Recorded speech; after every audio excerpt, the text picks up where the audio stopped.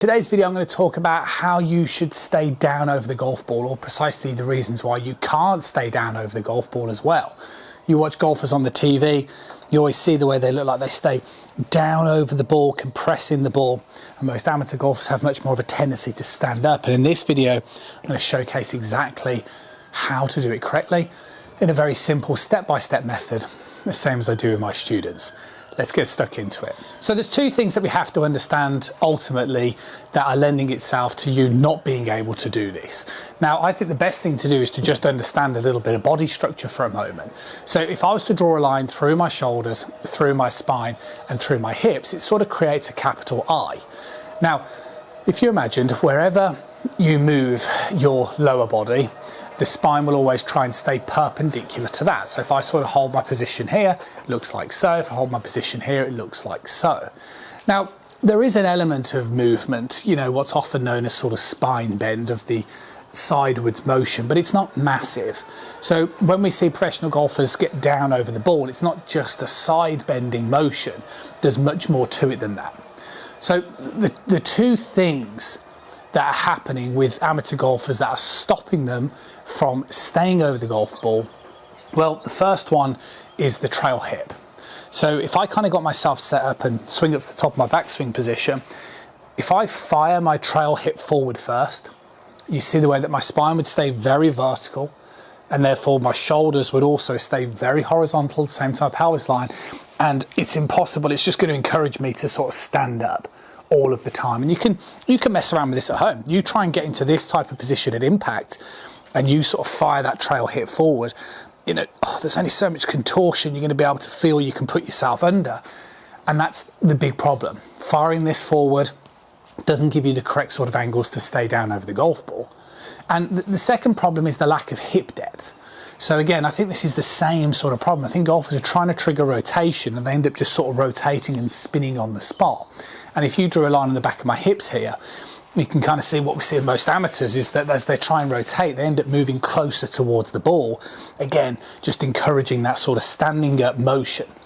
So what should we be doing? So the first thing that we should be doing, and this is an example here of a professional golf swing of Adam Scott's, but this is a software I use with online lessons which really helps showcase them. And if you're interested, you can look in the description box below about online lessons. We can do this with you as well.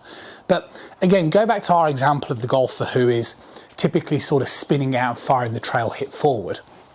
What's happening is there's no linear motion. So you can see like so. Now, with the example here, what this is doing is this is sort of monitoring exactly how the pelvis is moving with Adam Scott. What we can see is it progressively moves towards his lead side. So that's a key thing, because again, we go back to understanding our angles here. I put my hands across my shoulders. We want to get lower to the ground. Now, the way you're going to get lower to the ground is, well, we need to tilt the pelvis. Okay, so we know that if we keep it too horizontal, we're going to get stuck up here. If we can sort of get the feeling of shifting the pelvis to the left, we know that that's going to create a tilt on the pelvis, which means the spine will then become aligned to that new angle, and the shoulders will equally. Now, you introduce a small amount of side bend, all of a sudden, just by understanding the pelvis moving towards the left-hand side is going to give you the chance to get down over the golf ball. So that would be the first thing, understanding that when you trigger rotation, it's not as simple as just sort of rotating this way. You need to shift towards that lead side as you're triggering that rotational movement. Now, key point number two, here we're going to actually look at gears. And again, what we've drawn in here is what's known as and referred to as the tush line. So what we can see with the professional golfer is the way that the lead hip goes behind that line. Now again, what this is going to do is it's going to amplify that tilt. As opposed to our golfer who loses hip depth, who moves more this way, this golfer is still triggering rotation, but is lacking the correct orientation. So as we can see with the professional golfer, the deeper that lead hip goes, the more tilted the pelvis becomes. The more tilted the pelvis becomes, the more the spine can stay over the ball. The more, therefore, your shoulders will follow suit.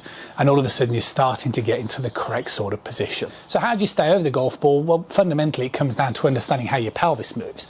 And what you've got to try and delicately balance is the correct amount of linear motion and also the correct amount of hip depth. If you're somebody who, like I say, is fundamentally standing up, you probably need to just shift that narrative away from such a heavy rotational movement, you know, not so much this way. you know, that sort of motion. You've probably got to start thinking more about where you're trying to position the pelvis. But we'll talk about that. And if you haven't done already, you need to subscribe to the channel, because we've got some great drills, some great tips about how to do this without having to sort of think about it so much. But this is a how-to video, and that's exactly how you're going to learn to stay down. I'll catch up with you guys again really soon.